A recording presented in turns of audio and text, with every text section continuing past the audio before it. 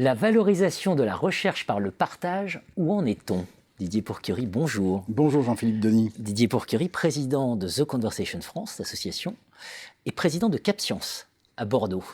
Valorisation de la recherche par le partage, c'est, pour faire simple, l'ADN de The Conversation.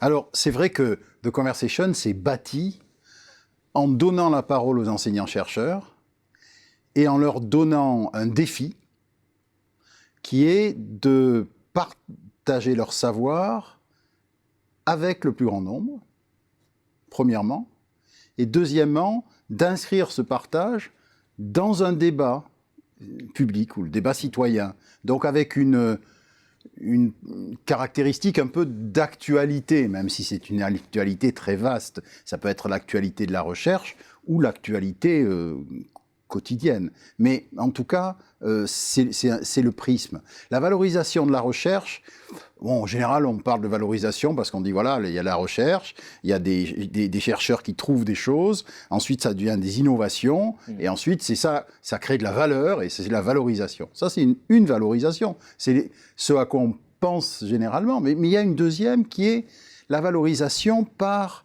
la transmission. Alors, il y a la transmission qui se fait à l'intérieur de l'université, et puis on se dit, est-ce qu'il ne faut pas, enfin c'est la base de The Conversation, est-ce qu'il ne faut pas partager ce savoir vers les autres? Et qu'est-ce qui se passe dans cette interaction? Alors, la clé, en général, dont on parle, nous, en tant que médias, c'est l'impact. C'est-à-dire qu'on se dit, je vais vous donner deux exemples. Un chercheur qui travaille sur un juriste qui travaille sur le droit des données personnelles sur Internet, qui partage son savoir sur The Conversation, qui fait une chronique régulière là-dessus, et qui un jour est contacté par une commission à Bruxelles, une commission d'études sur ce sujet-là, et est entendu parce qu'il a fait le travail de partager son savoir vers le plus grand nombre. Et donc, il est remarqué. Et quelqu'un à Bruxelles, alors qu'il y a des auditions, se dit il faut l'entendre. Deuxième exemple, des chercheurs qui écrivaient sur The Conversation sur l'histoire de l'éducation, mais aussi les innovations pédagogiques, des sociologues essentiellement, etc. Un jour, là, le ministère dit à The Conversation, ça serait bien qu'ils viennent faire des présentations à l'intérieur, aux fonctionnaires du ministère de l'Éducation. Donc vous voyez, là, on a un contact qui est vraiment de l'impact. C'est-à-dire que la recherche, à ce moment-là, se met en contact avec le décideur politique et l'éclaire. Parce qu'avant, il a cherché à éclairer le citoyen. Donc il a cherché... Le meilleur cas, c'est pour les doctorants. On est très actif à The Conversation dans les écoles doctorales. On va à la rencontre des doctorants en disant, vous avez le droit d'écrire, alors avec votre directeur de thèse en backup, comme on dit, mais en tout cas, vous avez le droit d'écrire pour The Conversation, et donc de partager vos recherches de thèse, uniquement dans le domaine de la thèse.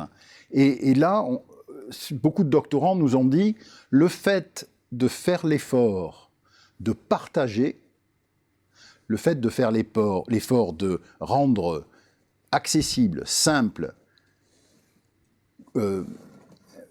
m'aide à structurer aussi ma pensée.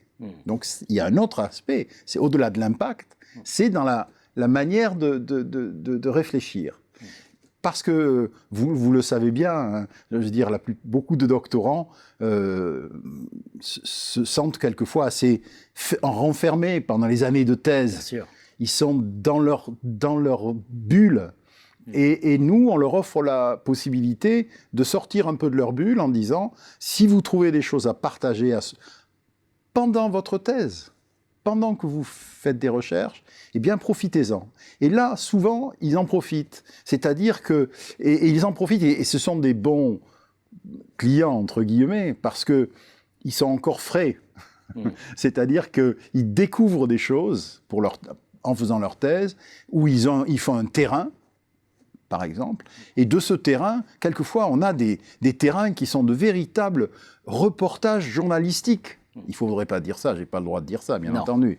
Mais disons qui sont vivants comme des reportages journalistiques, à condition qu'on les partage comme ça. C'est une première étape, évidemment, il n'y a pas derrière l'analyse scientifique achevée, mais en tout cas, voilà. Donc, pour synthétiser, je dirais que la valorisation par le partage, c'est la valorisation qui a un impact, et du coup, le chercheur se sent en prise avec la société, en prise avec l'idée, la décision politique en train de se faire, et puis aussi le fait de partager, ça aide à chercher.